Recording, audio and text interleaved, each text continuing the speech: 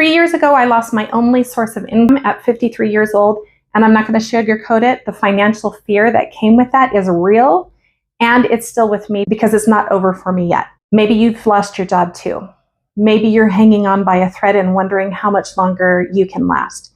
Maybe you're watching the economy and you're feeling that slow creeping dread. Maybe the retirement math and the numbers aren't adding up for you. If you know that fear, stay, because I'm going to talk about what's actually going on out there. We're not imagining it, and what I'm doing about it myself. So let's talk. First, I'm going to give you a little bit of background about me so that you know where I'm coming from and why I'm in the situation that I'm in. 3 years ago, I discovered an aneurysm in my brain. To treat it and to keep it from rupturing, they put a stent in it. Unfortunately, my body reacted badly and caused massive inflammation in my brain that almost killed me. And it has taken me these past 3 years to recover my cognitive functioning to the point where I feel confident enough to go back to work and actually do a good job. In the middle of all of that, I tore a meniscus in my knee, making it difficult and sometimes impossible for me to walk at times. I actually had to keep my leg completely straight for over a year, even when I was sitting down. The combination of those two things is why I haven't been able to go back to work, and I only started looking for a job about 3 months ago when the meniscus in my knee finally tore in so many different ways that it moved to position that for some reason it's now okay. And like I said, my brain is much better. So physically things are much better. And I thank my Father in heaven for that every single day. I am very, very, very grateful. But the financial piece is still a nightmare, because when you can't work for 3 years, something has to pay the bills. And for me, that was my retirement savings. And now it's gone. I mean, it's completely gone. So now that my brain is finally back to normal and I'm back out there looking for work, it's good news, right? Yes, that's good news. What's not good news is that I'm looking for a job at the absolute worst time ever. When I started looking, I had no idea how hard it would be. Finding work before was never difficult for me. What I'm finding now, though, is that the market doesn't exactly roll out the carpet for women over 50 with experience and degrees right now. Now, I want to be really fair here, because this isn't just hard for those of us in midlife. The job market is genuinely tough. I would call it downright brutal for everyone who's looking for a job right now. 72% of workers say it's a bad time to find a quality job. Hiring has slowed to a crawl. Recruiters are ghosting candidates. AI is screening out resumes before a human even looks at them. That is the reality for everybody right now. But here's the thing, for those of us who are midlifers, we are not just navigating a tough market. We're navigating a tough market, and we're navigating ageism at the same time. That's a different fight. 9 out of 10 workers over 50 have experienced ageism in the workplace.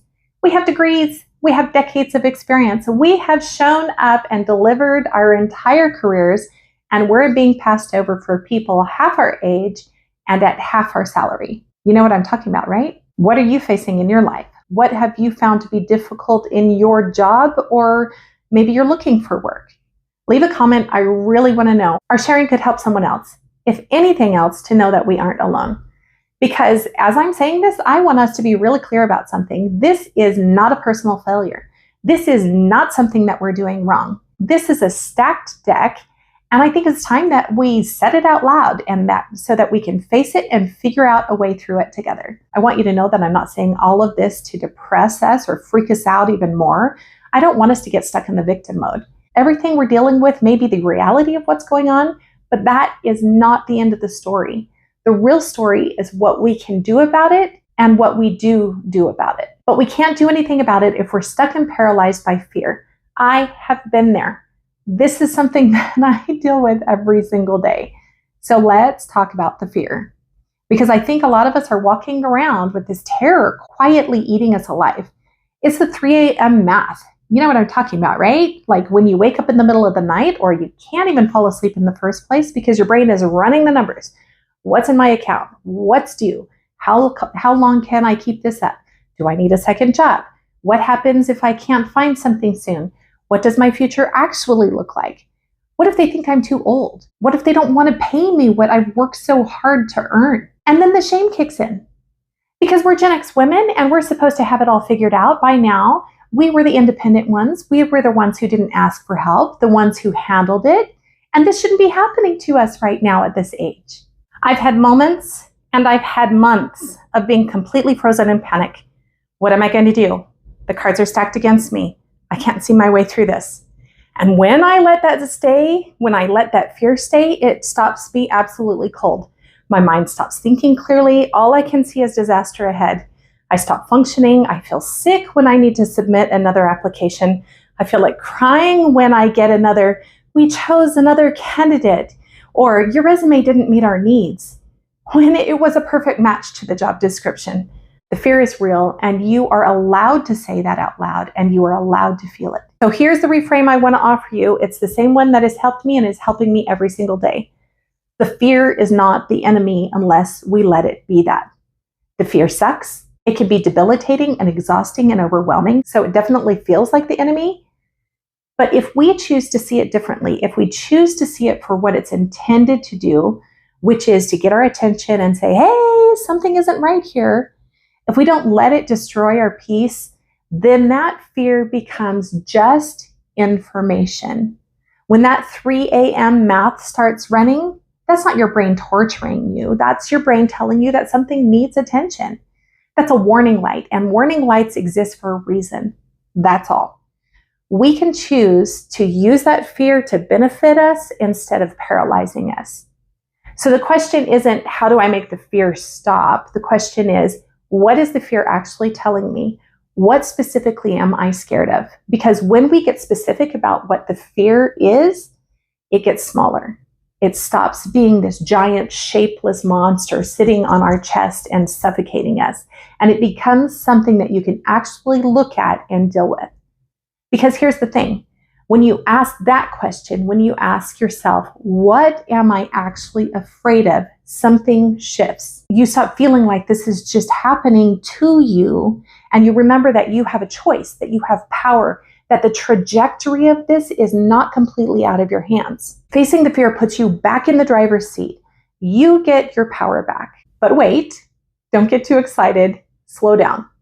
If you're like me, your brain just kicked into high gear, super overdrive, problem solving, fix it mode, and I bet you just thought of a handful of things that you can do. Maybe you're even reaching for some paper right now to start writing it all down. That's what I would do. The new plan, the way you're going to fix all of this. But don't do that. Don't do that. Stop. Wait. You don't have to fix everything today. You just have to find one thing that is yours to do. One thing that puts you back in the driver's seat. Because that feeling that you have some power here, that changes everything. But everything doesn't have to happen right now. In fact, trying to do it all right now is, let's be honest, it's going to land you right back here in a few days or weeks. So let's take it slow this time. So this is how I've been handling the panic and the freeze mode now. I take some deep breaths and I start the self-talk. I remind myself that I have the power to do something. One thing, even a small thing. And when I'm ready, I take out a piece of paper and I write it down. What am I afraid of right now? What is pushing my button? And then I give myself grace, because those are real fears. I'm not making things up. I'm not being paranoid. I genuinely don't know how I'm going to pay my rent. I genuinely don't know how I'm going to keep my car. Those fears are legitimate and they deserve to be acknowledged. So I'm giving myself space to acknowledge them. And I give myself grace for even feeling this way in the first place. And then I ask myself, what can I actually do right now about this? And if that question isn't working, because sometimes it's not, and I'm still spinning, it's usually because something feels off. Maybe there's an option I haven't considered that I need to take a closer look at. Maybe I had a plan and I'm working that plan, but the fear keeps coming back and I need to figure out why. But that space, that quiet, honest space, is where I find the answers. I pray when I start the process, I pray in the middle of the process, and I pray when the fear finally subsides, and thank my Father in heaven for helping me to calm down. And that helps me to get back into action mode instead of fear mode. That's what works for me. It might not be exactly what works for you, but the principle is the same. Feel it, name it, give yourself grace, and then ask what you can actually do. And if the action isn't coming yet, that's okay too. Don't force it. Give yourself time to feel the feels. Give yourself space to open up those emotions and let them flow through you and out of you. Allow yourself to look at the situation from different angles. Let yourself process, really process. But it starts by calming down first. Because you know what happens when you give yourself space and you give yourself grace? Taking action won't feel forced. It will be the natural outcome of feeling in tune with yourself, at peace with yourself and the decisions that you've made. That's not weakness. That's wisdom. And it's something that we were never taught to do. We were taught to push through, suck it up, buttercup, to keep going, to handle it, to do it no matter what. But sometimes the most powerful thing you can do is stop. Feel it, process it, and then move. From that place, you can do anything because you will have stepped out of the fear and into action. And that's when you can look at the situation more openly, more objectively, and you're able to make decisions about the next step. It doesn't have to be a big step. It doesn't have to be something monumental, just something that starts you in the right direction. And that's where I am right now, still in it, still figuring it out, still scared, and still working my way out of it. Last year, I grabbed myself by the shoulders and I gave myself a hard shake because I was frozen. I was absolutely and completely stuck in the fear. And when I looked at my life, when I slowed down, I realized that what I was in the middle of was devastating, for sure, but it was also an opportunity. So I started a master's program, just one class at a time because my brain couldn't handle more than that, and things were going well. I was learning. I loved what I was learning. My brain was getting stronger each month. But truth be told, after 3 classes, I stopped because I froze again. I freaked out. I wasn't making progress with the business that I was trying to start on the side at the same time, and I panicked. I dropped the classes and I started scrambling for ways to make money, What can I do? What can I do? And that scrambling fed the fear, and that fear fed the panic, and the panic pushed me into constant spiraling. I can't tell you how much time I wasted worrying and stressed out. I can't tell you how many tears I have cried because I felt stuck. I felt hopeless. I felt like there was no way out.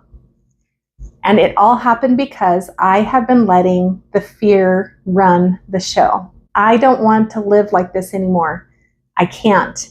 It's not helping anything. More and more of my hair is turning whiter each day, which is totally okay, but it's also falling out. I'm not sleeping right. I'm crying all the time. I can't keep this up. So I'm stopping the craziness now. I'm putting my foot down and refusing to let fear run my life. I'm using the fear instead as information, and I'm taking my power back. Yes, I am in a serious financial crisis, very serious. And no, changing my attitude about it is not making the situation magically disappear. But because I stopped letting the fear run me, I started driving Uber. And I have been able to pull in some money. It's not a lot. It's not enough, but it's real money and it's something, and that feels like movement in the right direction. I'm starting this channel up again. I couldn't do it when I was in freak out mode, when I was frozen.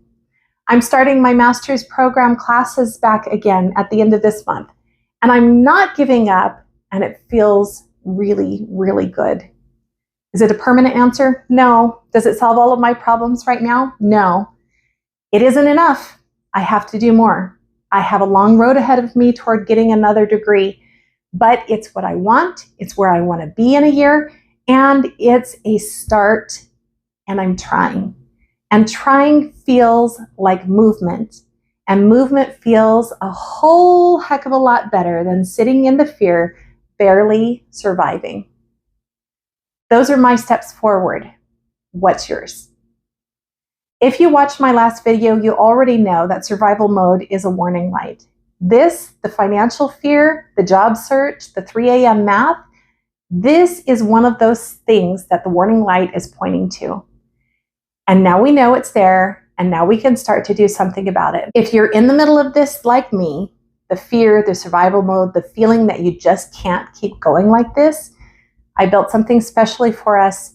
It's what I'm using to keep me grounded, to stop the spiraling, to start taking better care of myself, and to just feel like myself again. It's a guided journal called When Life Feels Like Too Much. It's not a productivity planner. It's not a list of affirmations. It's a real, honest, guided process for Gen X women like us who are done just surviving and ready to start finding their way back to ourselves and to happier, more fulfilling lives. You can find it at joyreturning.com. Check out the link below in the description. Please hit the subscribe button so you don't miss my next video. I see you. I'm right here with you, and I'll see you soon.